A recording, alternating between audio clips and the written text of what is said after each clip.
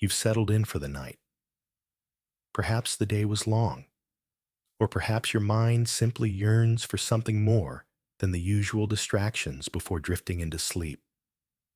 Either way, tonight's journey is meant for you, a gentle exploration into one of history's most enduring enigmas. As you rest there, letting the weight of the day dissolve into the softness of your pillow, imagine doors slowly opening to reveal chambers of knowledge that have remained hidden for centuries. Tonight, we'll be wandering through the shadowed corridors of Freemasonry, that ancient brotherhood that has fascinated and puzzled the world for generations. The Freemasons have been called many things throughout time: master builders, keepers of ancient wisdom, secret rulers of nations, or simply a fraternal order of men seeking moral improvement. Behind their symbols and rituals lies a story that weaves through the tapestry of human history like a golden thread, sometimes visible, sometimes hidden, but always present. As we begin this journey together, allow your breathing to find its natural rhythm. There's no need to grasp at every detail. Let the story flow over you like gentle waves, carrying you into a space where curiosity meets tranquility. Some of what you hear tonight may surprise you, or at the very least, spark a quiet wonder as you drift toward sleep.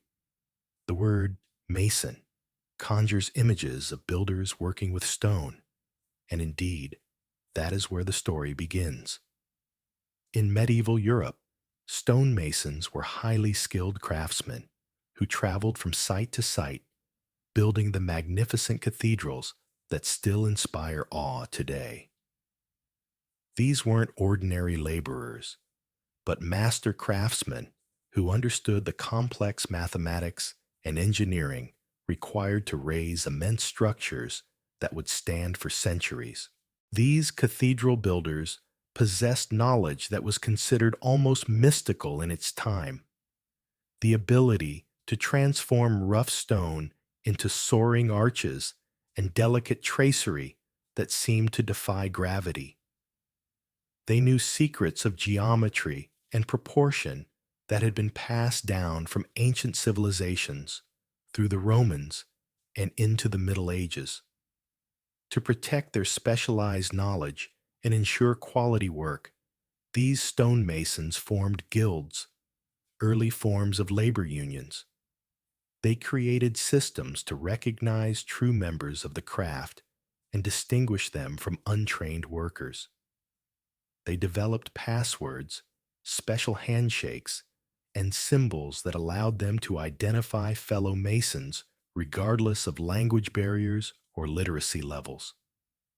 The guilds provided more than just professional standards. They created a social safety net for members, caring for sick Masons, supporting the families of those who died, and creating a brotherhood that transcended local boundaries. In an age when most people never traveled more than a few miles from their birthplace, stonemasons were cosmopolitan travelers, carrying ideas and techniques across Europe. These working masons gathered in temporary structures called lodges, often built alongside the cathedrals they were constructing. Here, they would store their tools, take shelter, eat meals together, and teach apprentices. The lodge was both a workplace and a sacred space, where the values and knowledge of masonry were transmitted to the next generation. As the great cathedral building era began to wane in the 17th century, something curious happened. The Masons' lodges began to admit men who weren't stonemasons at all. These were accepted or speculative masons, intellectuals, merchants, and noblemen who were drawn to the symbolism, moral teachings, and ancient wisdom preserved in Masonic tradition. By 1617, records show that some lodges in Scotland had more non-stonemasons than working craftsmen. These gentlemen masons weren't interested in cutting stone, but rather in the moral and philosophical lessons that could be derived from the mason's tools and traditions. The square taught moral rectitude. The compass defined the boundaries of proper conduct, and the level reminded all men of their equality before God. This transformation from a craft guild to a philosophical brotherhood accelerated throughout the 17th century. By the early 18th century, speculative Freemasonry had fully emerged as a fraternal organization dedicated to moral improvement, philosophical discussion, and fellowship among men of different social ranks, religious backgrounds, and political views.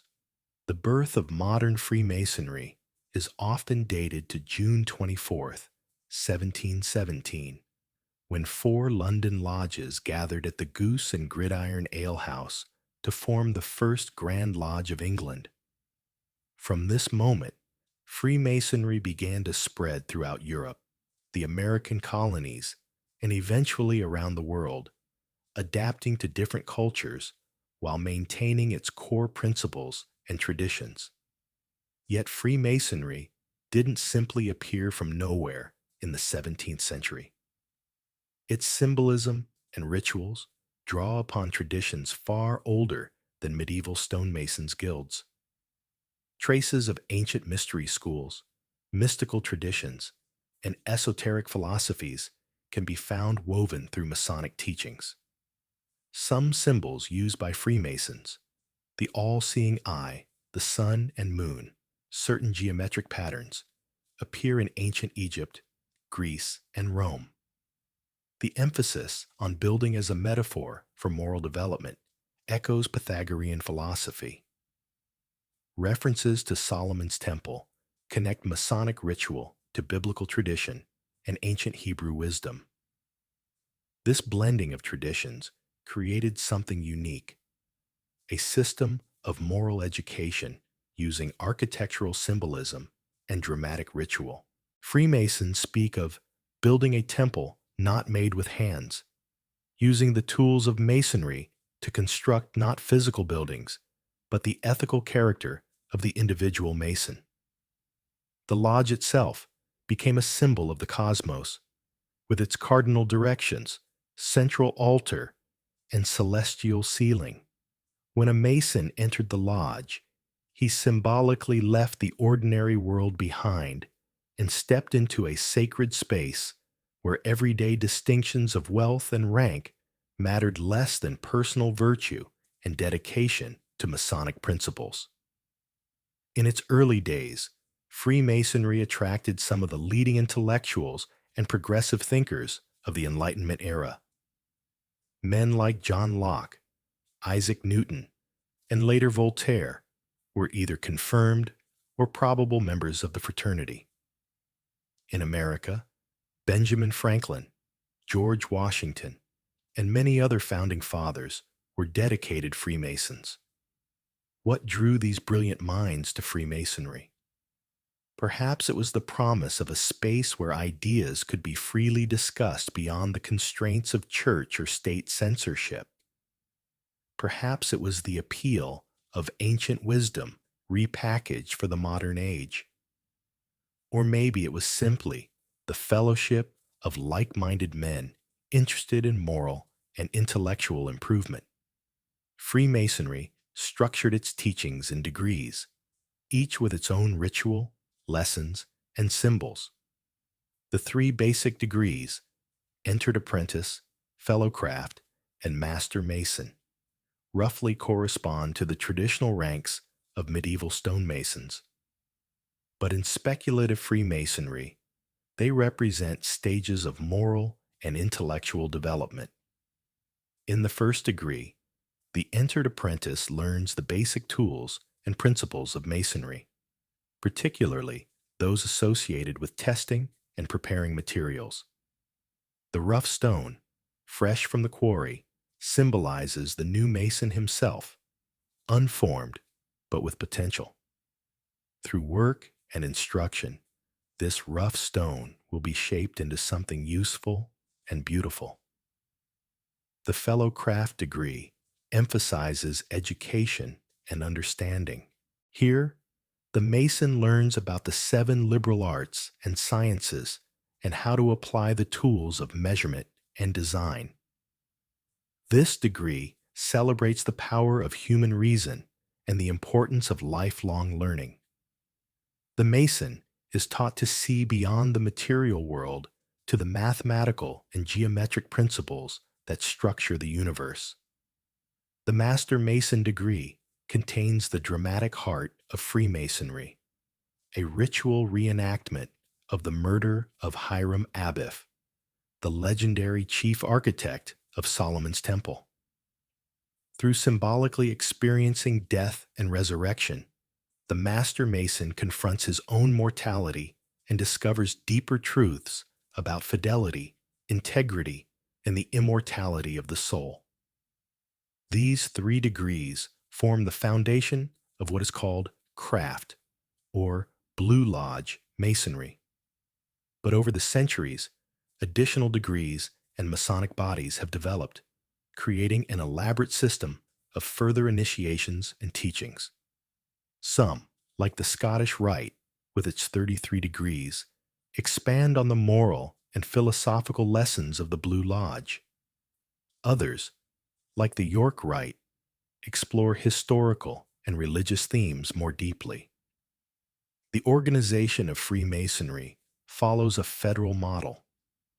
Local lodges operate with considerable autonomy, but are chartered by and answer to grand lodges, typically organized at the state or national level.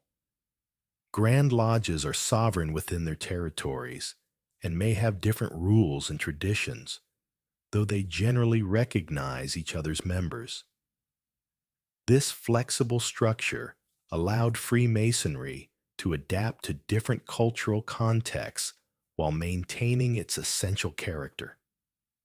A Masonic lodge in 18th century London might differ in specific customs from one in colonial Philadelphia or revolutionary Paris, but visiting Masons would recognize the core elements of the ritual and symbolism. Freemasons meet in temples or lodge buildings that often feature distinctive architecture and symbolism. The typical lodge room is arranged as an oblong square, with stations for various officers positioned at symbolic points. The worshipful master, who presides over the lodge, sits in the east, symbolizing the source of light. Other officers represent different aspects of Masonic work and teaching. The center of the lodge contains an altar, upon which rest the 3 great lights of Masonry: the volume of sacred law, typically the Bible, though it may be the holy book of another religion, the square, and the compasses. These 3 items form the focal point of Masonic ritual and symbolize moral and spiritual guidance. Around this basic arrangement, Masonic symbolism extends in all directions. The lodge room may be decorated with representations of the pillars of Solomon's Temple, the winding staircase that led to the middle chamber, the checkered pavement representing the duality of human experience, and numerous other symbols drawn from architectural, biblical, and philosophical traditions. Masonic ritual unfolds as a form of sacred drama, with officers playing specific roles and reciting memorized parts. New initiates are led through the ritual as active participants rather than mere observers. Through this immersive experience, Masonic teachings are not just intellectually understood, but emotionally experienced. The secrecy that surrounds these rituals has been both a defining characteristic of Freemasonry and a source of suspicion from outsiders. Freemasons take oaths not to reveal certain aspects of their ceremonies and recognition signals.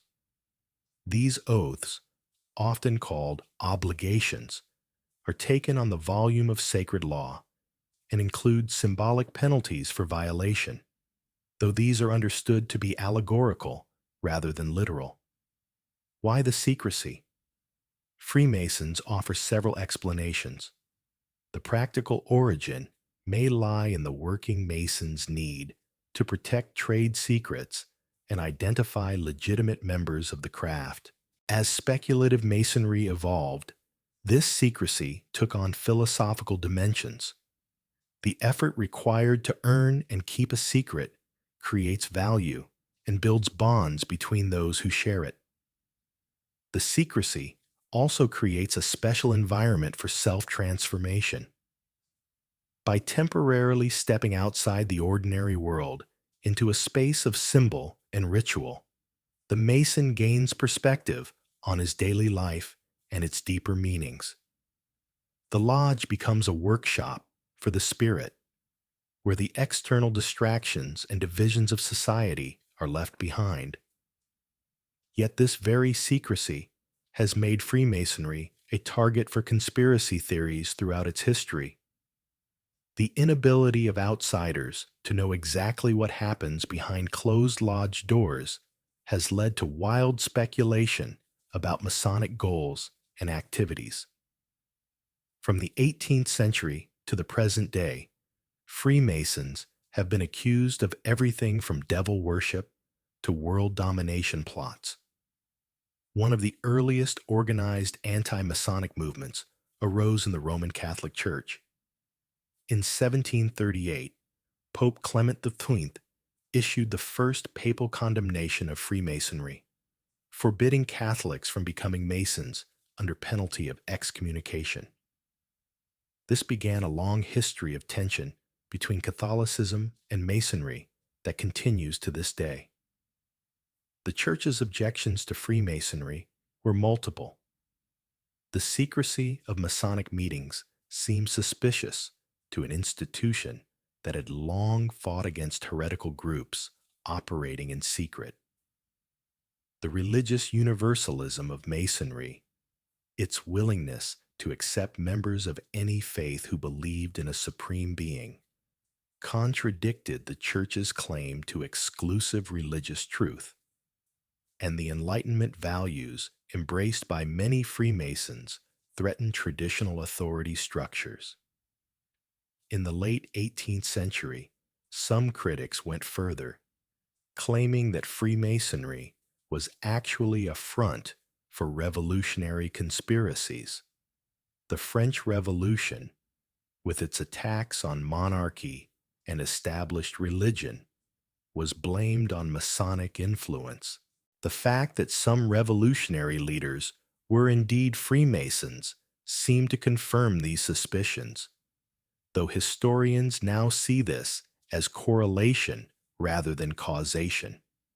The 19th century saw the rise of an explicit anti-Masonic political movement in the United States, sparked by the mysterious disappearance of William Morgan, a former Mason who had threatened to publish an exposé of Masonic rituals. Morgan's disappearance in 1826 was widely blamed on Freemasons, leading to public outrage and the formation of the Anti-Masonic Party, the first third party in American politics. While the Anti-Masonic Party was short-lived, it reflected genuine concerns about secret societies in a democracy. If some citizens were bound by private oaths to support fellow members of their organization, could they be trusted to uphold their public duties? Did Masonic networks give unfair advantages to members in business and politics? These questions resonated with democratic values of transparency and equality. Despite these controversies, Freemasonry continued to grow throughout the 19th century, reaching perhaps its peak of cultural influence in the early 20th century. In the United States, membership expanded dramatically in the decades following World War I, with millions of men joining not only the Blue Lodge, but also related organizations like the Scottish Rite, York Rite, and the Shriners. This period saw the construction of grand Masonic buildings in cities across America and Europe, impressive temples that reflected the status and confidence of the fraternity. Some of these structures incorporated elaborate theatrical facilities for performing Masonic rituals, libraries for Masonic research, and social spaces for members and their families. Freemasonry also expanded its charitable activities during this era. While mutual aid had always been a part of Masonic tradition, organized philanthropy on a larger scale became increasingly important. Masonic homes for elderly members and widows, hospitals, scholarship funds, and other charitable endeavors became central to Masonic identity. The Shriners, a Masonic organization founded in the late 19th century with a playful, festive character, established a network of children's hospitals that provide free medical care. Other Masonic bodies created their own charitable institutions, often focused on education, healthcare, or support for vulnerable populations. Yet alongside this public philanthropy, Freemasonry maintained its essential character as a private initiatory society dedicated to the moral and spiritual development of its members. The rituals that had been developed in the 18th century continued to be performed with relatively minor modifications, preserving an unbroken link to the fraternity's origins. The symbols of Freemasonry became widely recognized cultural icons, even as their deeper meanings remained known only to initiated members. The square and compasses, the most familiar Masonic emblem, appeared on buildings, monuments, and personal items like rings and watch fobs. Other symbols, the all-seeing eye, the letter G, the pillars of Solomon's temple, became part of the visual language of Western culture. These symbols operate on multiple levels of meaning within Masonic teaching. At the most basic level, they recall the working tools of operative masonry, the physical implements used to shape and measure stone. But each tool is also assigned moral and philosophical significance, transforming it into a prompt for ethical reflection. The square, an implement used to test right angles, becomes a symbol of moral rectitude and honest dealing. The level, which determines horizontal surfaces, represents equality and democracy within the lodge. The plumb rule, which establishes vertical alignment, symbolizes upright conduct and integrity. Through regular exposure to these symbols in ritual contexts, Masons are encouraged to internalize their ethical meanings. Beyond these basic tools, Masonic symbolism draws on architectural elements that carry deeper metaphysical implications.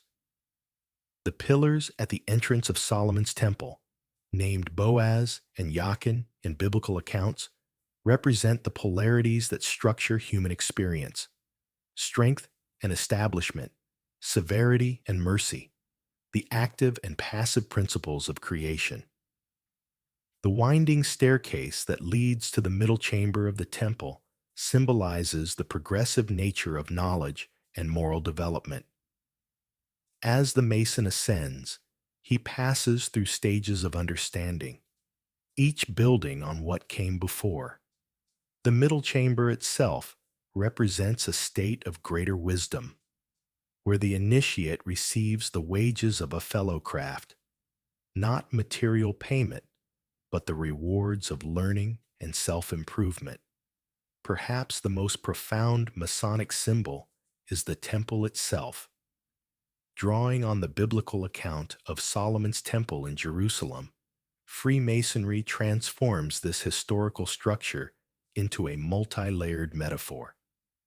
The temple represents the cosmos, the properly ordered society, and most importantly, the individual Mason himself. When a Mason is told that he is building a spiritual temple not made with hands, eternal in the heavens, he is being instructed to see his own moral and spiritual development as a kind of sacred architecture. Each virtue is a perfectly shaped stone, each conquered vice a rough edge removed, each new insight a strengthening of the structure's foundation. This architectural metaphor extends to the concept of the rough ashlar and the perfect ashlar, two stone blocks that represent the mason before and after the transformative work of the craft. The rough ashlar is unformed potential. The perfect ashlar is that same potential realized through labor, discipline, and proper instruction. The central ritual drama of Freemasonry, the legend of Hiram Abiff, adds a further dimension to this symbolic framework. According to Masonic tradition, Hiram was the chief architect of Solomon's temple, who was murdered by three fellow craftsmen when he refused to prematurely reveal the secrets of a master mason. This story appears nowhere in the biblical account of Solomon's temple, though there is mention of a craftsman named Hiram from Tyre who worked with bronze. The Masonic legend is a creation of the fraternity, developed to convey important lessons about fidelity, integrity, and the triumph of good over evil. In the ritual of the third degree, the candidate symbolically becomes Hiram Abiff, experiencing a form of ritual death and resurrection. Through this dramatic enactment, the new Master Mason confronts his own mortality and is instructed in the Masonic approach to finding meaning in a finite existence. The Hiram legend also serves to bind Masons together in a shared narrative tradition. Like members of a religious community who identify with the stories of saints or prophets, Freemasons see in Hiram an exemplar of Masonic virtues, skilled in his craft, faithful to his obligations, and ultimately immortalized through his integrity rather than through worldly success. Beyond the core narrative of Hiram, Freemasonry incorporates elements from numerous spiritual and intellectual traditions. Hermetic philosophy, with its emphasis on correspondence between macrocosm and microcosm, influences Masonic understandings of symbolism. Kabbalistic concepts appear in some of the higher degrees. Pythagorean mathematics and Euclidean geometry provide a scientific foundation for Masonic symbolism. This syncretic approach reflects the Enlightenment context in which modern Freemasonry flourished. The 18th century saw increasing interest in comparative religion, ancient civilizations, and universal principles that transcended specific cultural traditions. Freemasonry offered a framework for exploring these ideas while maintaining connection to Western religious and philosophical heritage. The spiritual dimension of Freemasonry exists in a careful relationship with organized religion. The fraternity requires belief in a supreme being, but does not prescribe particular religious doctrines. In most Masonic jurisdictions, the volume of sacred law on the altar may be the holy book of any religion, the Bible, Torah, Quran, or other text, depending on the faith traditions represented in the lodge. This religious universalism has been both a strength and a challenge for Freemasonry. It allowed men of different faiths to meet as brothers at a time when religious differences often led to conflict. But it has also led to suspicion from some religious authorities who view this universalist approach as relativistic or as competing with established religious institutions. In practice, Freemasonry in the Western world has been predominantly Judeo-Christian in its membership and cultural orientation, though with significant variations by region and time period.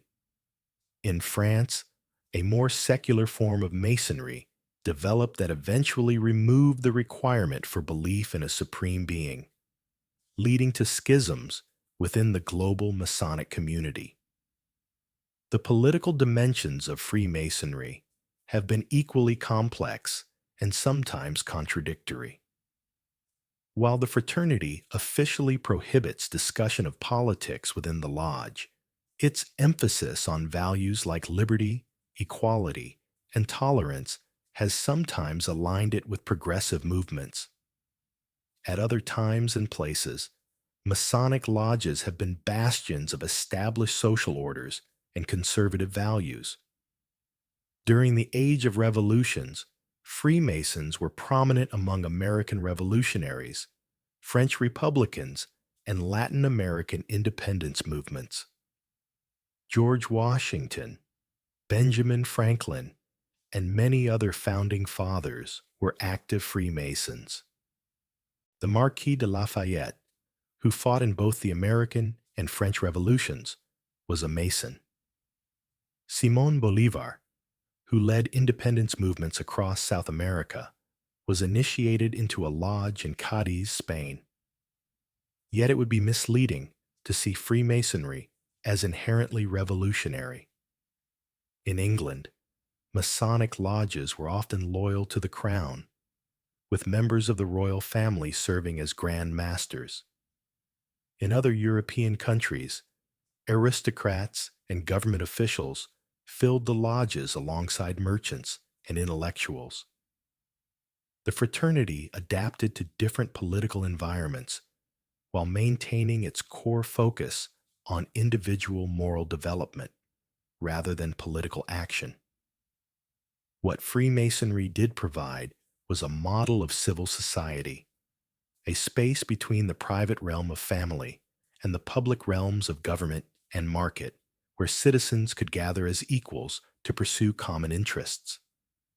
The Masonic Lodge, with its elected officers, written constitution, and deliberative procedures, offered a practical education in democratic governance, even in societies where democracy was limited or non-existent. The principle of Masonic equality, that within the lodge, social distinctions of rank and wealth were less important than Masonic virtues and knowledge, created a rare opportunity for social mixing in hierarchical societies. A skilled craftsman might sit in lodge with a nobleman, each wearing the same simple apron that identified them as Masons.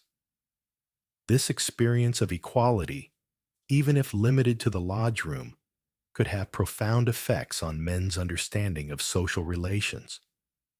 At the same time, Freemasonry was never truly egalitarian in the modern sense. Women were excluded from regular Masonry, though parallel organizations like the Order of the Eastern Star eventually emerged to include female relatives of Masons. Racial exclusion was common in American Masonry, leading to the development of separate Prince Hall lodges for African American Masons, beginning in the late 18th century. These limitations reflected the broader social context in which Freemasonry operated. The fraternity both challenged and reinforced existing social boundaries, creating opportunities for new forms of association while maintaining many traditional distinctions. This complex relationship with social hierarchy helps explain why Freemasonry has been viewed as both progressive and conservative at different times. Beyond its internal dynamics, Freemasonry has influenced wider culture in numerous ways. Masonic symbols and terminology have permeated Western architecture, literature, and political discourse. The concept of laying a cornerstone in a public ceremony derives from Masonic tradition. References to the supreme architect of the universe, echo Masonic language for God. The symbolic importance of the unfinished pyramid on the Great Seal of the United States reflects Masonic appreciation for architecture as metaphor. Masonic imagery appears in the works of writers like Rudyard Kipling, Arthur Conan Doyle, and Robert Burns, all of whom were Freemasons. Mozart, another Mason, incorporated elements of Masonic ritual and symbolism into his opera, The Magic Flute. These cultural products help spread Masonic ideas beyond lodge rooms, making them part of the common cultural heritage even for those who never joined the fraternity.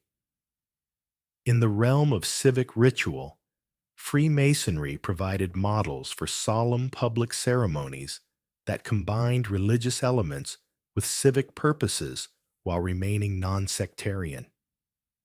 The Masonic cornerstone ceremony, with its symbolic testing of the stone's placement and consecration with corn, wine, and oil, became a standard feature of public buildings throughout the English-speaking world. As we continue our journey through the twilight world of Freemasonry, we come to perhaps the most persistent question about the fraternity. Is there a secret beyond the secret handshakes and private rituals? Is there some hidden knowledge at the heart of Masonry that only the highest initiates discover? Freemasons themselves give varied answers to this question. Some say that the real secret of Masonry cannot be revealed, not because it is forbidden, but because it is ineffable, a transformative experience that must be lived rather than told. Others point to the ethical system of the fraternity as its true heart, suggesting that there is no secret doctrine, but rather a method for moral improvement through symbolic instruction. Scholars of Freemasonry generally agree that there is no single hidden truth or secret doctrine at the center of Masonic teaching. Instead, the fraternity offers a method, a way of using symbol and ritual to prompt reflection on moral and philosophical questions. The secrets are not so much concealed facts as they are personal insights gained through participation in the Masonic experience. This understanding helps explain why Masonic ritual has remained meaningful to generations of men despite being exposed in numerous publications since the 18th century. Reading a description of a ritual is not the same as experiencing it in the company of others who take it seriously. The power of Masonic ritual lies not in its secrecy, but in its enacted symbolism and the community it creates. As we drift deeper into our exploration, the image of Freemasonry becomes both clearer and more complex. It is at once a social club, a charitable organization, a system of moral education, a repository of symbolic wisdom, and a living link to traditions that stretch back beyond its formal founding. It has been shaped by its members and by the societies in which it has operated, adapting to different cultural contexts while maintaining its essential character. Throughout its history, Freemasonry has occupied a unique position, neither fully public nor completely private, neither religious nor secular, neither radical nor reactionary. It has served as a bridge between different social groups and intellectual traditions, creating spaces where men could meet across divisions of class, religion, and politics to pursue common interests in moral improvement and fellowship. The 20th century brought new challenges to the fraternity. 2 world wars disrupted Masonic activities in Europe, with Freemasonry being specifically targeted for persecution by totalitarian regimes. Both Nazi Germany and Fascist Italy banned Masonic lodges, and persecuted their members. In Spain, Freemasons were among those singled out for execution during Franco's regime. Under communist governments in Eastern Europe and the Soviet Union, Freemasonry was prohibited as a bourgeois institution and potential source of resistance. This persecution reflected the threat that Freemasonry's values of individual liberty, free thought, and voluntary association posed to authoritarian ideologies. While individual Freemasons held a wide range of political views, the basic structure and principles of the fraternity were incompatible with totalitarian control of society. The existence of private spaces for discussion and fellowship outside state oversight was intolerable to regimes seeking total dominion over their citizens. After World War II, Freemasonry experienced a revival in Western Europe as democratic governments were restored. Lodges reopened, regaining their property where possible and rebuilding their memberships. In the United States, the post-war period saw a surge in Masonic membership, part of a broader expansion of fraternal organizations during an era of prosperity and institutional trust. Yet this post-war boom would not last. Beginning in the 1960s, Freemasonry in most Western countries entered a period of decline in membership and cultural influence. Changing social patterns, increased mobility, new forms of entertainment, and shifting attitudes toward traditional institutions all contributed to this trend. Young men who might once have followed their fathers and grandfathers into the lodge now had other priorities and commitments. The decline wasn't merely numerical. The average age of Masons increased as fewer young men joined, creating concerns about the future vitality of the fraternity. Some lodges merged or closed as membership dwindled. Grand Masonic buildings constructed during more prosperous eras became difficult to maintain with reduced revenues from dues and fewer volunteers for maintenance. Despite these challenges, Freemasonry has demonstrated remarkable resilience. While membership numbers may never return to their mid-20th century peaks, the fraternity has adapted to changing circumstances. Many lodges have become more open about their activities, maintaining websites, hosting public events, and actively engaging with their communities to dispel myths and attract new members. The essence of Freemasonry, its ritual, symbolism, and moral teaching, continues to resonate with men seeking meaning and fellowship in an often fragmented and superficial society.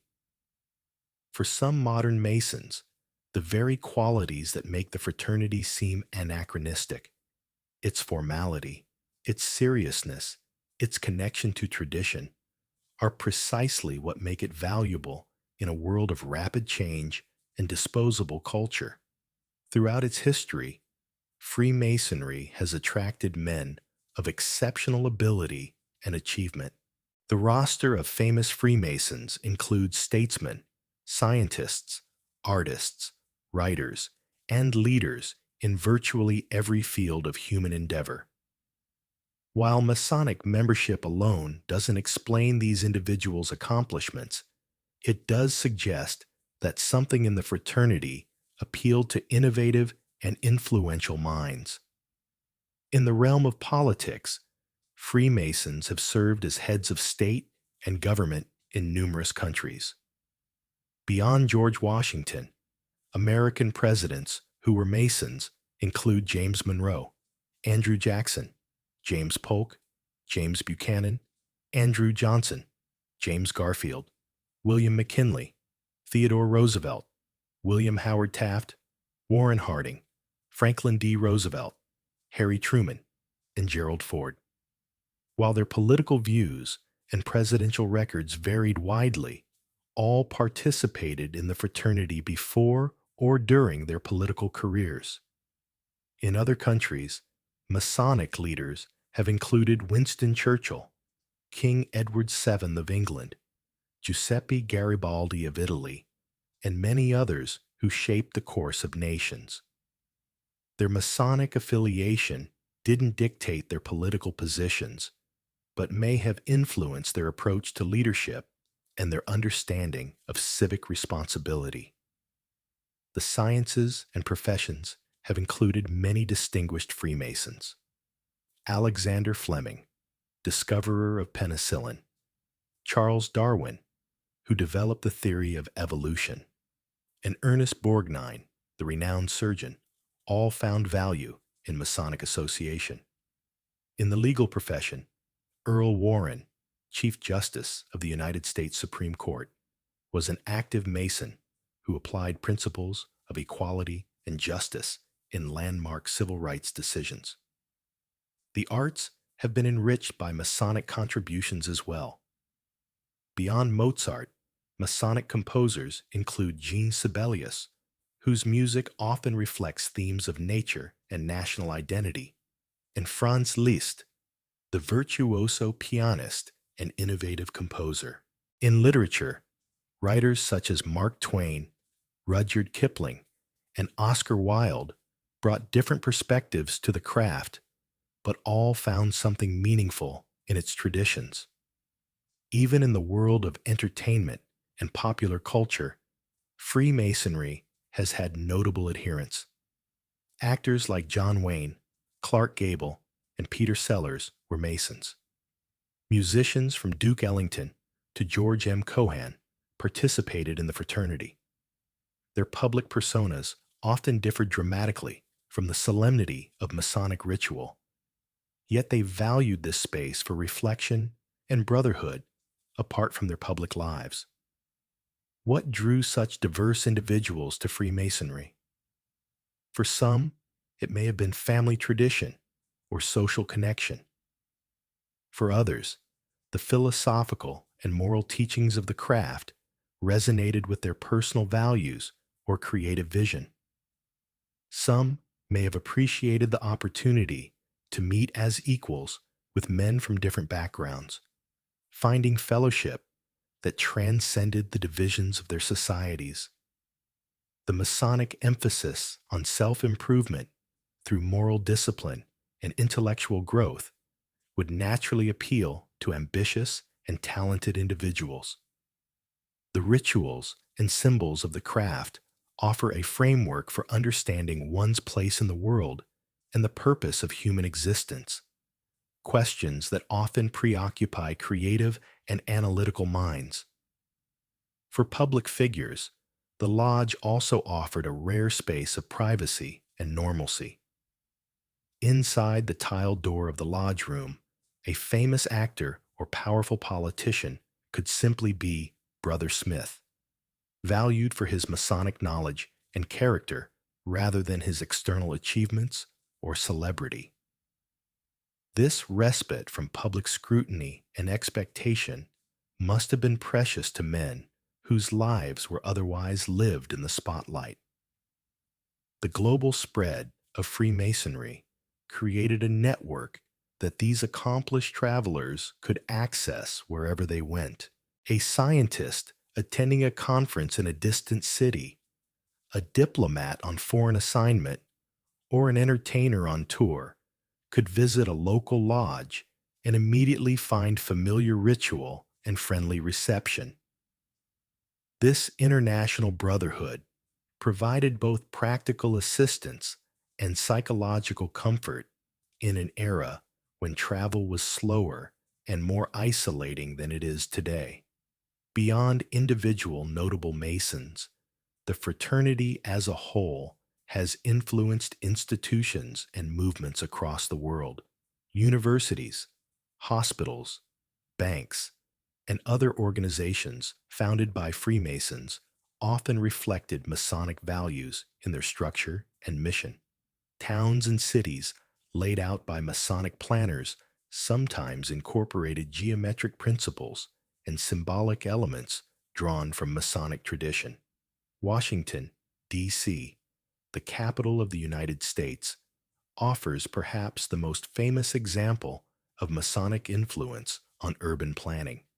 While conspiracy theories about pentagram shapes and occult symbols embedded in the city's design go far beyond the evidence, there is no question that Freemasons played important roles in the capital's development.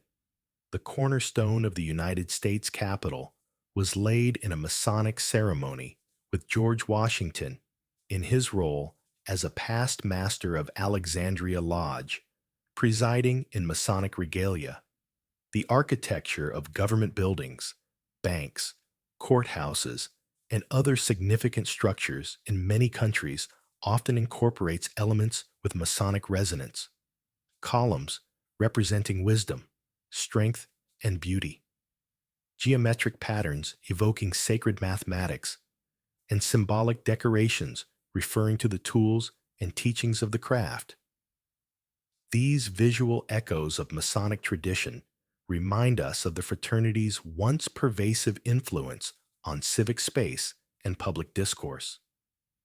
Less visible, but perhaps more significant, is the influence of Masonic organizational models on civil society.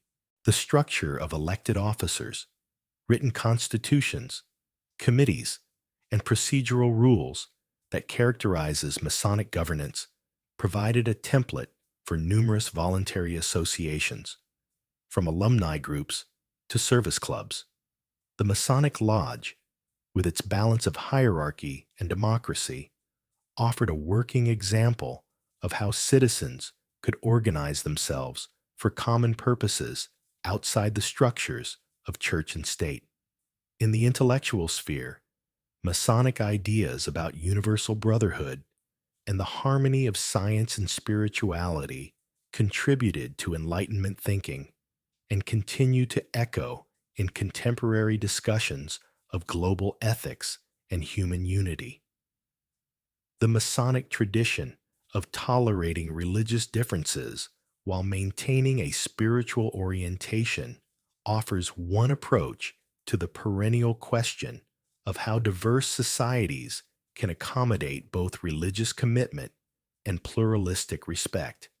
As we move deeper into this exploration of Freemasonry, we should consider the philosophical foundations that underlie its symbols and practices. While the fraternity has no official dogma, certain philosophical themes recur throughout its ritual and teaching, creating a distinctive approach to perennial human questions about meaning, ethics, and the nature of reality. One central philosophical principle in Freemasonry is the importance of seeking light, understood both literally as illumination or knowledge, and metaphorically as spiritual insight.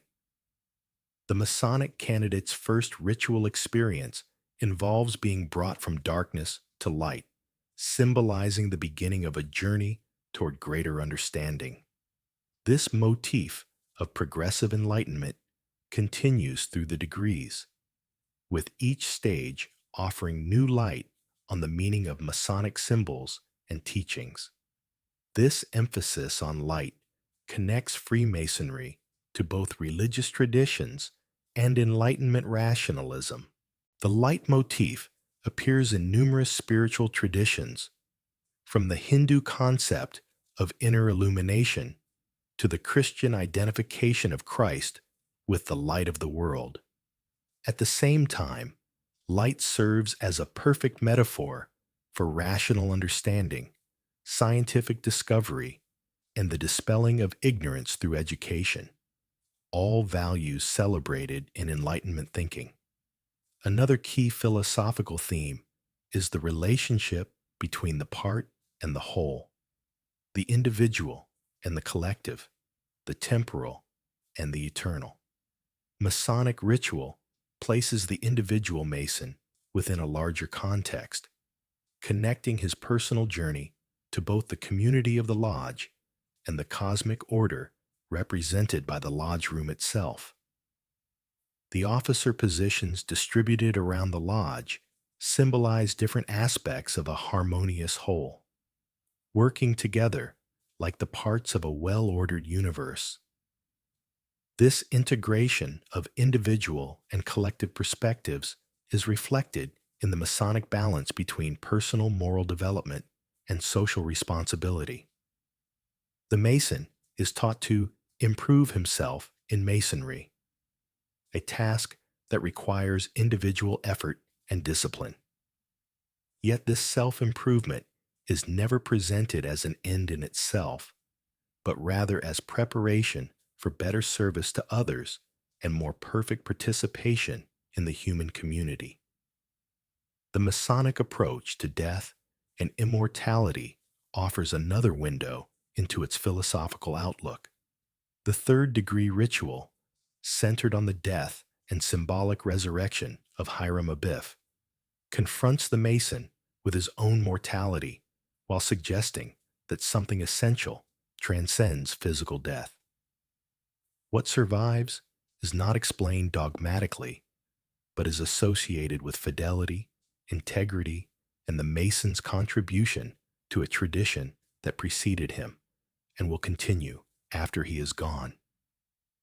This approach differs from religious doctrines of personal immortality while still addressing the human need to find meaning in the face of death.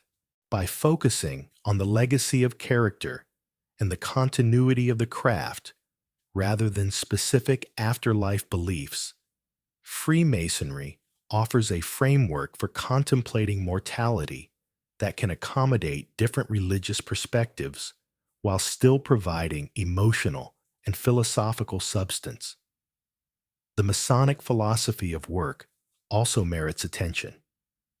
Unlike some spiritual traditions that view labor as a punishment or a distraction from higher pursuits, Freemasonry celebrates skilled work as a spiritual discipline and a form of worship. The symbolic tools of the craft, the gauge, the level, the square, remind the Mason that ordinary labor, when performed with skill and proper intention, can be a path to both personal growth and service to the greater good. This dignifying of work reflects the craft origins of the fraternity, but takes on broader significance in a philosophical context.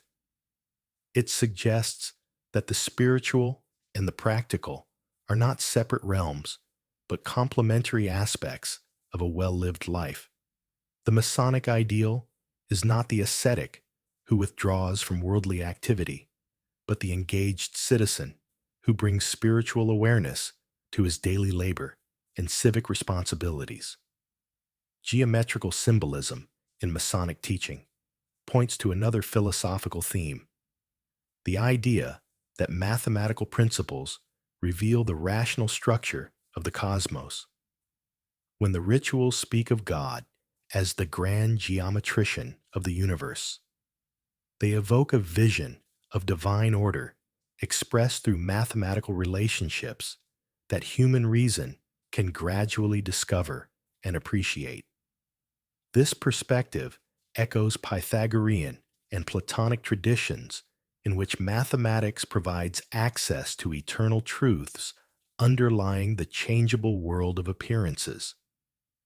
It also resonates with the scientific revolution's discovery that natural phenomena can be described through mathematical laws. Masonic symbolism thus bridges ancient philosophical insights and modern scientific understanding through the universal language of mathematics. The moral philosophy of Freemasonry centers on the cultivation of virtues through conscious practice and symbolic instruction. Each tool of the operative Mason is assigned an ethical meaning, creating a system in which abstract virtues are connected to concrete images drawn from the craft of building. This approach makes moral teaching more memorable and provides a vocabulary for ethical reflection grounded in practical experience rather than abstract theory. Virtues emphasized in Masonic teaching include temperance, the control of appetites and passions, fortitude, courage in the face of adversity, prudence, wise judgment in practical matters, and justice, giving each person his due. These classical or cardinal virtues, derived from Greek philosophy and incorporated into medieval Christian thought, form the foundation of Masonic ethics. To these traditional virtues, Masonic teaching adds particular emphasis on fidelity, keeping one's word and obligations, charity, care for those in need, and brotherly love, genuine concern for the welfare of others, especially fellow Masons. These virtues are not merely discussed intellectually, but are practiced through the fellowship of the lodge and the charitable activities of the fraternity. The philosophical outlook of Freemasonry is neither simplistic nor dogmatic. It accommodates diverse religious and political views while maintaining certain core principles about human dignity, moral responsibility, and the value of both reason and reverence in approaching the mysteries of existence. This philosophical flexibility has allowed the fraternity to adapt to different cultural contexts while preserving its essential character across centuries of social change. As we continue our gentle journey through the world of Freemasonry, let us turn our attention to how the fraternity has manifested in different parts of the world. While maintaining its core principles and practices, Freemasonry has adapted to diverse cultural contexts, creating variations that reflect both local traditions and the universal aspects of Masonic teaching. In continental Europe, Freemasonry developed somewhat differently than in the English-speaking world. French Masonry, in particular, became more explicitly philosophical and sometimes more politically engaged than its Anglo-American counterparts. Following the French Revolution, some French Masonic bodies removed the requirement for belief in a supreme being, creating a more secular form of the craft that emphasized humanitarian ethics rather than spiritual symbolism. This development led to a schism in the Masonic world. The United Grand Lodge of England, along with most American and British Commonwealth Grand Lodges, withdrew recognition from the Grand Orient of France, considering its removal of the belief requirement a deviation from the ancient landmarks of the craft.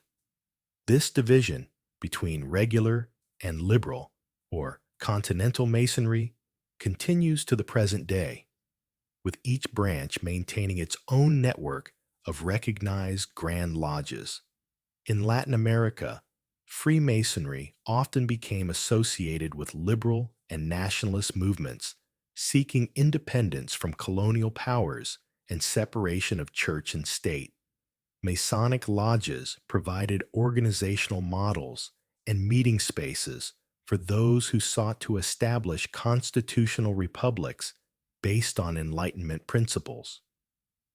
The resulting association between Masonry and liberalism contributed to tensions with the Catholic Church, which remained a powerful conservative force in these societies. African Freemasonry has complex roots, reflecting both colonial influence and indigenous adaptation. In former British colonies, Masonic lodges initially served the colonial administrative class, but gradually admitted indigenous members as education and professional opportunities expanded. In West Africa, Masonic traditions blended with local fraternal societies, creating distinctive forms that preserved African cultural elements within a Masonic framework. Prince Hall Masonry, named for its founder, who was initiated in a British military lodge in Boston in 1775, developed as a parallel Masonic organization for African Americans who were excluded from mainstream American lodges due to racial prejudice. Despite this separate development, Prince Hall lodges maintain Masonic ritual and principles, gaining increasing recognition from predominantly white Grand Lodges in the latter part of the 20th century. Asian engagement with Freemasonry reflects the complex interaction of Western colonial presence and Eastern cultural traditions. In India, lodges initially served British officials and military personnel, but gradually admitted Indian members, particularly from the educated professional classes. In Japan, Masonry was introduced in the Meiji period as part of broader engagement with Western institutions, but faced suspicion during periods of nationalism and war. These diverse expressions of Freemasonry around the world demonstrate both the adaptability of the fraternity and its capacity to provide a common language of symbolism and moral teaching across cultural boundaries. A Mason from Tokyo visiting a lodge in London or Lima would find differences in language, local customs, and perhaps emphasis, but would recognize the fundamental patterns of Masonic ritual and the core values of the craft. The question of gender in Freemasonry has evolved significantly over the centuries. Traditional or regular Freemasonry, as practiced under the authority of the United Grand Lodge of England and its recognized counterparts, remains exclusively male. This restriction is defended as part of the ancient landmarks of the craft, based on the historical origins of Masonry in male working guilds and the fraternal nature of its teachings and fellowship. However, parallel organizations for women connected to Freemasonry have existed since the 18th century. The Order of the Eastern Star, founded in the 19th century, admits both men who are Master Masons and women with specific family relationships to Masons. Its ritual and symbolism draw on biblical heroines rather than architectural imagery, but reflect similar values of fidelity, moral character, and service to others. Beyond these appendant bodies, forms of Freemasonry that admit women have developed outside the mainstream of regular Masonry. The Order of Women, Freemasons, and the Honorable Fraternity of Ancient Freemasons, both founded in early 20th century England, practice recognizably Masonic ritual with all female membership. Co-Masonry, or le droit humain, originating in France in the late 19th century, admits both men and women on equal terms. These organizations are not recognized as regular by traditional Grand Lodges, but maintain their own standards and practices. They represent different responses to changing gender roles in society and different interpretations of Masonic tradition.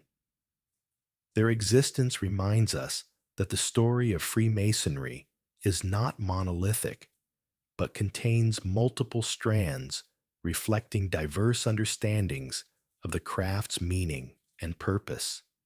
The charitable dimension of Freemasonry deserves further exploration as we continue our journey through the fraternity's world. While mutual aid among members has been part of Masonic practice since its earliest days, organized philanthropy on a larger scale developed gradually, becoming a central aspect of Masonic identity, particularly in the 19th and 20th centuries. Masonic homes for elderly and infirm members and their widows were among the earliest large-scale charitable endeavors of the fraternity. These institutions, often substantial campus-like facilities with multiple buildings and extensive grounds, provided care for those who could no longer support themselves, fulfilling the Masonic obligation to relieve distress among brothers and their families. Children's hospitals and medical research have been particular focuses of Masonic philanthropy in the United States. The Shriners Hospitals for Children, established by the ancient Arabic order of the Nobles of the Mystic Shrine, a Masonic body whose members must be Master Masons, provide specialized care for orthopedic conditions, burns, spinal cord injuries, and cleft lip and palate, regardless of a family's ability to pay. Since the first Shriners Hospital opened in 1922, this network has treated over 1 million children. Educational support represents another significant area of Masonic charitable activity. Scholarship programs, funding for public schools, and specialized educational institutions have received substantial Masonic support. The Scottish Rite, a Masonic body that confers additional degrees beyond the 3 craft degrees, has established a network of childhood language disorder clinics, reflecting its particular interest in communication and education. Disaster relief efforts often receive Masonic assistance, both through established funds and special appeals when catastrophes occur. Grand lodges and local Masonic bodies frequently contribute to recovery efforts after earthquakes, floods, hurricanes, and other natural disasters, providing both immediate relief and longer-term rebuilding assistance. Beyond these organized programs, individual lodges engage in local charitable activities tailored to the needs of their communities. These might include food banks, clothing drives, support for veterans, educational programs, or environmental projects. This grassroots philanthropy allows Masonic charity to address specific local needs while fostering fellowship among members working together for the common good. The financial resources for these charitable activities come primarily from member contributions, fundraising events, and income from Masonic endowments. While public perception sometimes imagines vast Masonic wealth, the reality is more modest. Most lodges operate on limited budgets derived from member dues, with larger charitable efforts dependent on targeted fundraising or the accumulated endowments of Masonic foundations. The philosophical basis for Masonic charity lies in the fraternity's emphasis on brotherly love and relief, 2 of the principal tenets often cited in Masonic ritual. Charity is presented not merely as financial assistance, but as a manifestation of genuine concern for human welfare and a recognition of the interdependence of all people. The Mason is taught to regard charity not as an occasional duty, but as a constant disposition of mind and heart. This understanding of charity connects to broader Masonic teachings about the dignity of human beings and the importance of practical expressions of moral principles. The symbolic tools that remind the Mason of ethical duties would be meaningless if not applied to real human needs. Charity thus becomes a testing ground for Masonic values, transforming abstract teachings into concrete actions. As we drift deeper into our exploration of Freemasonry, we should address some of the misconceptions that have surrounded the fraternity throughout its history. These misunderstandings range from simple confusion about Masonic practices to elaborate conspiracy theories that attribute sinister motives and excessive power to the brotherhood. Perhaps the most common misconception is that Freemasonry is a religion or a substitute for religion. While the fraternity uses religious language, and requires belief in a supreme being. In traditional or regular Masonry, it is not a religion in itself. It does not offer a comprehensive theology, a path to salvation, or a system of worship. Rather, it uses spiritual symbolism to illustrate moral lessons while encouraging members to practice their own religious traditions outside the lodge. The relationship between Freemasonry and religion is one of complement rather than competition from the Masonic perspective. Masonic ritual includes prayers and references to God, often called the Grand Architect of the Universe, or similar terms, but these are framed as expressions of shared spiritual values rather than sectarian doctrines. Masons are explicitly instructed that the fraternity should not interfere with their religious or political commitments. Another widespread misconception involves the secrecy of Freemasonry. While the fraternity does have private rituals and recognition signs, much of what is considered secret has been published and is readily available to anyone willing to search. The true privacy of Masonry lies not in hidden knowledge, but in the personal experience of its ceremonies and the relationships formed within the lodge, elements that cannot be fully conveyed through written exposure. The content of Masonic teaching is far from secret in today's world. Books describing Masonic ritual fill shelves in public libraries. Websites maintained by Grand Lodges explain the basic principles and practices of the craft. The secrets of Freemasonry are not concealed facts or hidden doctrines, but rather methods of recognition and the personal experience of initiation that cannot be obtained through mere reading.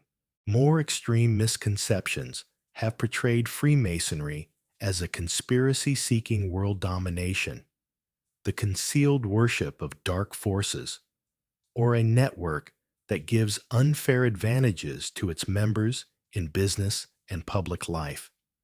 These allegations have persisted despite lack of evidence and the practical reality that the fraternity's decentralized structure and diverse membership would make such coordinated control virtually impossible. The conspiracy theories often contradict each other or attribute mutually exclusive motives to the fraternity. Some claim Freemasonry is a revolutionary force undermining traditional authority, while others portray it as a tool of established powers maintaining their control. Some associate it with secular humanism and religious skepticism, while others describe it as occult spirituality opposed to rational thought. These contradictions suggest that Freemasonry often serves as a screen onto which critics project their fears rather than an object of accurate understanding. The truth about Masonic influence is both less dramatic and more interesting than these misconceptions suggest. Freemasonry has indeed shaped aspects of modern society, not through conspiracy, but through the influence of its values on individual members who participated in business, politics, and civic life. The Masonic emphasis on liberty, equality, and fraternity resonated with developing democratic ideals. Its model of civil society offered an example of voluntary association for common purposes. Its charitable activities addressed real social needs. Rather than operating as a hidden hand controlling world events, Freemasonry has functioned as one cultural institution among many, contributing to the complex evolution of modern society. Its influence has varied greatly by time and place, sometimes significant and sometimes marginal, reflecting both the fraternity's inherent qualities and the receptivity of different social contexts to its teachings and practices. As we approach the later stages of our gentle exploration, we might ask, what is the meaning and purpose of Freemasonry in contemporary life? In a world vastly different from the 18th century taverns where speculative masonry flourished, or the 19th century communities where Masonic lodges were central institutions, what continues to draw men to this ancient fraternity? For many modern Masons, the craft offers something increasingly rare in contemporary society: a space for serious moral reflection and genuine human connection. In a culture often characterized by superficial relationships, constant distraction, and moral relativism, the Masonic Lodge provides a structured environment where ethical principles are taken seriously and bonds of brotherhood are formed through shared experience rather than digital interaction. The rituals of Freemasonry, unchanged in their essentials for centuries, connect the modern Mason to traditions that transcend the limitations of his own time and place. In a world of rapid technological change and disposable culture, this sense of participating in something enduring offers psychological and spiritual anchorage. The Mason enters a temple not just of stone, but of time, where the wisdom of previous generations remains accessible and meaningful.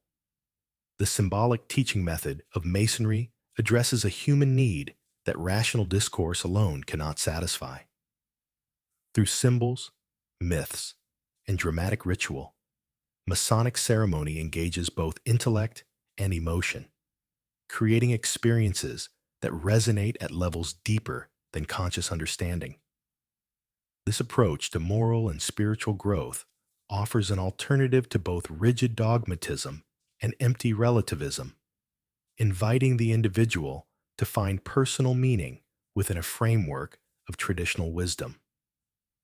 For some, Freemasonry provides a complement to religious practice, offering ethical instruction and fellowship that supports rather than replaces faith traditions.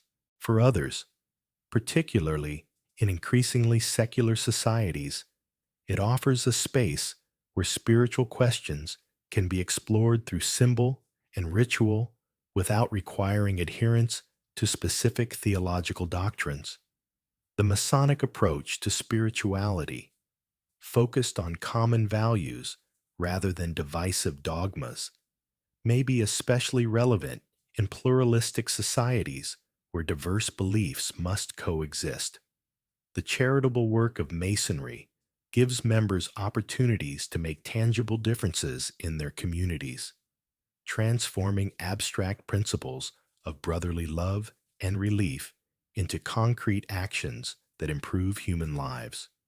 In an age often characterized by cynicism and isolation, this combination of moral vision and practical service provides a path to meaningful engagement with real human needs.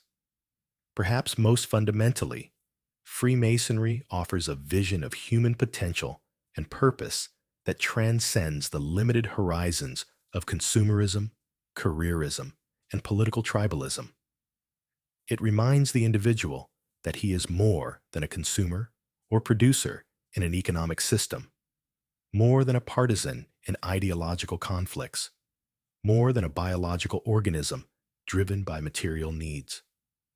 The Masonic journey is toward becoming a fully realized human being, developing moral, intellectual, and spiritual capacities in harmony. The future of Freemasonry will depend on how effectively it communicates this vision to new generations while adapting to changing social conditions without abandoning its essential character. Like any living tradition, it must find the balance between preservation and innovation, between fidelity to foundational principles and openness to new understandings and applications of those principles. Some Grand Lodges have begun to experiment with more flexible approaches to lodge activities, recognizing that demanding work schedules and family commitments make traditional meeting patterns difficult for younger men. Alternative formats for Masonic education, incorporating digital resources while preserving face-to-face instruction and ritual, are being developed to serve members with diverse learning styles and time constraints. Greater transparency about Masonic activities has become the norm in many jurisdictions, with public websites, open houses, and community engagement replacing the reflexive privacy that once characterized the fraternity.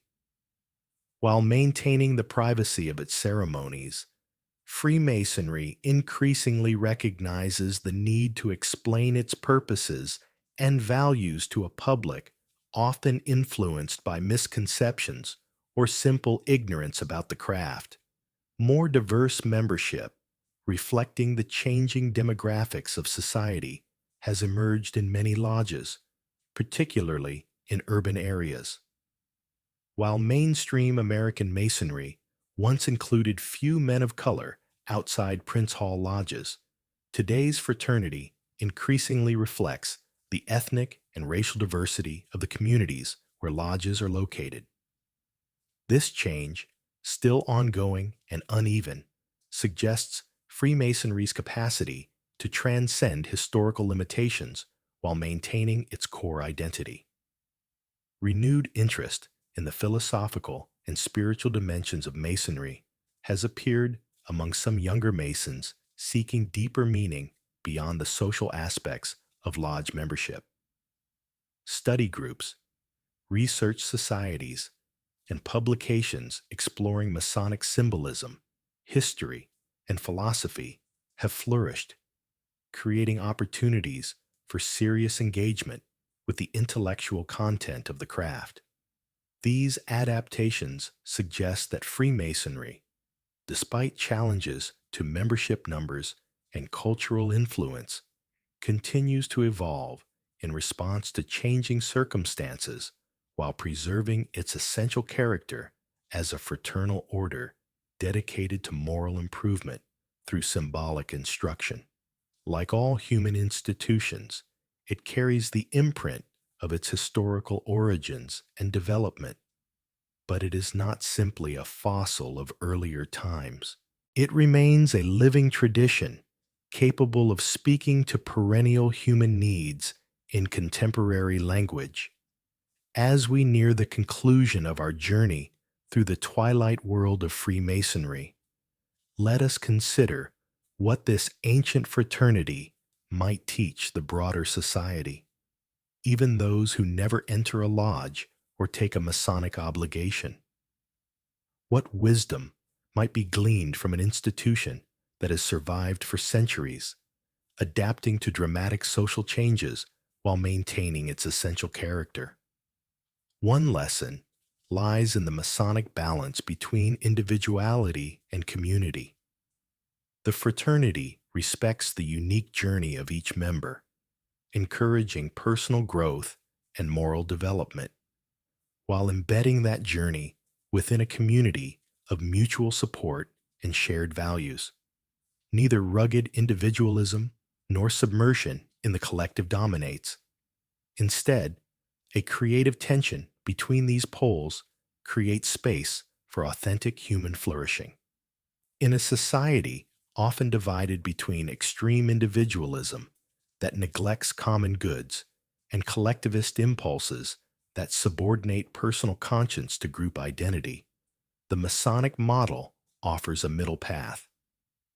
It suggests that human beings reach their full potential not in isolation nor in conformity, but in communities where individual growth and mutual care reinforce each other. Another valuable insight from Masonic tradition is the importance of ritual and symbol in human life. Modern rationalism often dismisses ceremonial practices as empty formalism or irrational superstition, failing to recognize how ritual addresses human needs beyond the purely intellectual.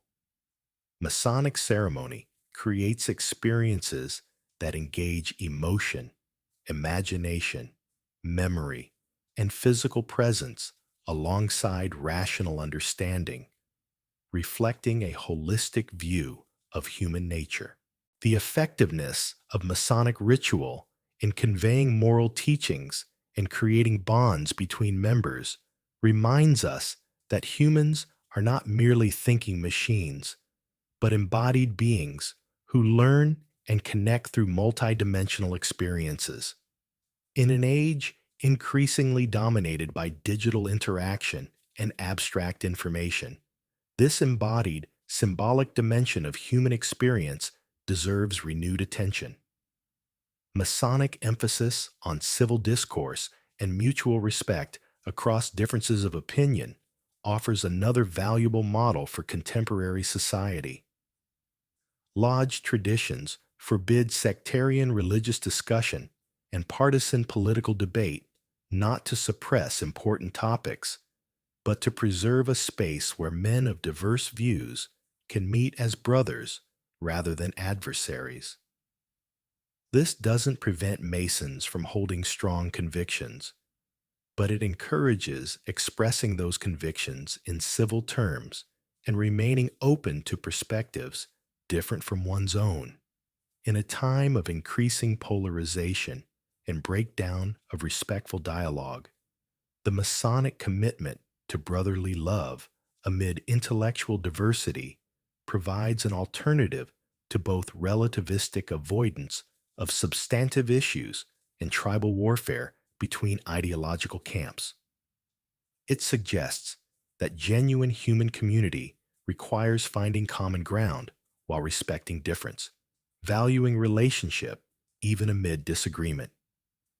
The Masonic approach to tradition and innovation might also inform broader cultural conversations about how societies navigate change while preserving valuable heritage. Freemasonry maintains connections to its historical origins and foundational principles while adapting to new circumstances and incorporating fresh insights. It neither clings rigidly to the past nor abandons tradition for novelty, instead, seeking a dynamic balance between continuity and change. This balanced approach contrasts with both reactionary resistance to necessary adaptation and revolutionary impulses that discard accumulated wisdom in pursuit of untested innovations. The Masonic model suggests that healthy cultural development preserves the core of tradition while allowing the flexibility needed to respond to changing conditions, like a living organism that maintains its identity while growing and evolving. Finally, the Masonic emphasis on building, on constructive rather than destructive approaches to human problems, offers a valuable corrective to the critical orientation that often dominates intellectual and political discourse. While critique has important roles in identifying flaws and preventing complacency, an exclusively critical stance produces cynicism rather than positive transformation. The builder's perspective asks not only what is wrong, but what can be created, what can be improved, what can be constructed to serve human flourishing. This constructive orientation doesn't imply naive optimism or denial of real problems. The Mason works with rough materials that require effort to shape and refine, recognizing the challenges inherent in any worthwhile project. But the focus remains on creation rather than mere criticism, on bringing new structures into being rather than only tearing down the inadequate or flawed. As our night journey through the world of Freemasonry draws toward its close, we return to the fundamental question: what is Freemasonry, ultimately? Beyond the historical details, the organizational structures, the symbols and rituals, what is the essence of this brotherhood that has persisted for centuries across dramatic changes in human society. Perhaps Freemasonry is best understood not as a fixed institution, but as a continuing conversation across generations about what it means to live well as a human being. It is a conversation conducted not only through words, but through symbols, rituals, and relationships. It is a conversation that has evolved over time while maintaining connection to its origins in the practical wisdom of those who worked with stone to create structures of beauty and purpose. This conversation addresses perennial human questions. How should we treat one another? What values should guide our actions? How do we balance individual freedom with responsibility to others? What gives meaning to a finite human life? What is our relationship to the transcendent or divine? These questions have no final or definitive answers, but the ways we respond to them shape the quality of both personal experience and communal life. Freemasonry does not claim to resolve these questions once for all, but offers a framework for exploring them that has proven meaningful to generations of men from diverse backgrounds and beliefs. Its distinctive contribution lies not in particular doctrines, but in a method that uses architectural symbolism and dramatic ritual to engage the whole person, intellect, emotion, imagination, and moral sense in a journey of self-development within a community of shared values. The persistence of this framework across centuries of social transformation suggests that it addresses something fundamental in human nature that transcends the particularities of time and place. The desire for moral clarity, for meaningful community, for connection to tradition, for symbolic understanding of life's journey. These seem to be enduring human needs that Freemasonry has helped to address for its members through dramatically different historical periods. At the same time, the adaptability of Freemasonry to different cultural contexts demonstrates that these fundamental human needs find diverse expressions shaped by particular circumstances. The universality of Masonic principles does not require uniformity in their application. The light sought by all Masons shines through many windows, colored by the specific traditions and experiences of those who seek it. As you drift toward sleep, perhaps carrying some of these reflections into your dreams, consider that the story of Freemasonry is in one sense the story of humanity itself. Our eternal quest for meaning, for ethical clarity, for connection with others, for transcendence of our limitations. The symbols and rituals of the craft are one language among many for expressing these deep human longings and aspirations. Whether you ever enter a Masonic lodge or take a Masonic obligation, you participate in this larger human conversation about how to live well and what gives life meaning. The questions that Freemasonry addresses through its particular symbolism and traditions are questions that every thoughtful person confronts in some form. The Mason's journey from darkness to light is, in this sense, a metaphor for the universal human search for understanding and purpose. The square that measures right angles in operative Masonry becomes in speculative Masonry a reminder of integrity and honest dealing. But the concern with living on the square, with ethical rectitude and fair treatment of others, extends far beyond the boundaries of the craft.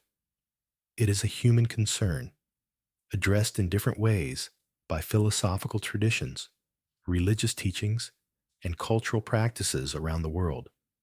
Similarly, the Masonic emphasis on building, on constructive, rather than destructive approaches to human development, reflects a universal recognition that creation is more difficult and ultimately more valuable than criticism or destruction. The builder's art, whether practiced in stone or in the more subtle materials of human character and community, requires patience, skill, and vision directed toward bringing something new and worthwhile into being. The light that Masons seek symbolizes knowledge, understanding, moral clarity, and spiritual insight, aspirations shared by thoughtful people of all traditions and backgrounds.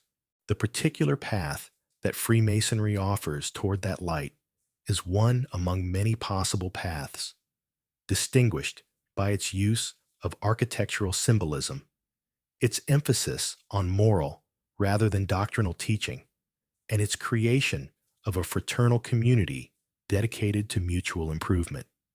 In the quiet of night, consciousness begins to soften, and the boundaries between thought and dream become permeable.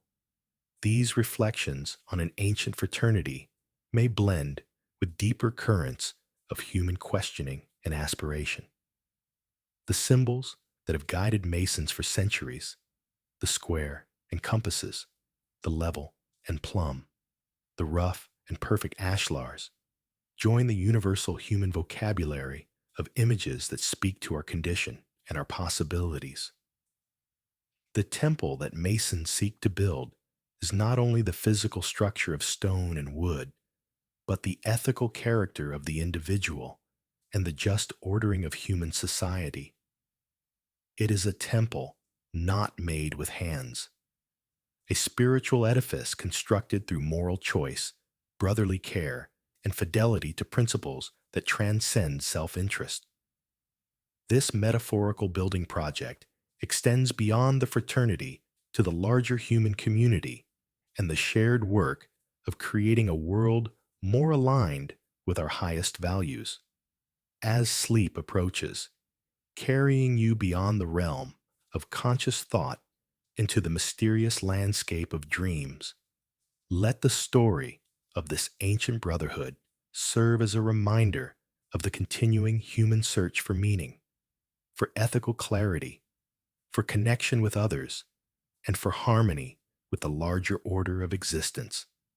The Masonic journey from darkness to light is one expression of a universal human aspiration to see more clearly, to build more skillfully, to live more fully in accordance with our deepest values. The lodge room closes, the lights dim, the officers retire from their stations. But the work of building continues in individual lives, in human communities, in the ongoing conversation across generations about what it means to be truly human. Whether within the formal structures of Freemasonry or in countless other contexts where people seek wisdom and practice compassion, this essential human project unfolds through time, adapting to changing circumstances while remaining true to perennial insights about our nature and our possibilities. In this gentle passing from wakefulness to sleep, from the known to the unknown, from the visible world to the realm of dreams, you participate in a transition that echoes the Masonic journey through degrees of understanding, each stage revealing new perspectives while preparing the way for further insight. The consciousness that moves between these states, maintaining identity amid transformation, reflects the enduring self that Masons seek to perfect through moral discipline and symbolic instruction. Rest now, allowing these thoughts to settle like dust motes in a shaft of light, neither grasping at them nor pushing them away, but simply noticing how they shimmer and fade in the growing stillness of mind. The ancient brotherhood has survived through centuries of change, its essential character intact despite evolution in forms and practices. In similar fashion, something essential in human nature persists through all our transformations, connecting us to those who came before and those who will follow. The night enfolds you, consciousness dissolves into dream, and the story of an ancient fraternity merges with the timeless human search for light, for meaning, for connection, and for peace. Sleep well, knowing that the great conversation continues, that the work of building goes on, and that the light sought by generations of seekers still shines, undimmed by time, unconstrained by circumstance, illuminating paths toward wisdom and compassion that stretch far beyond the boundaries of any particular tradition. Good night, and may your dreams be filled with light.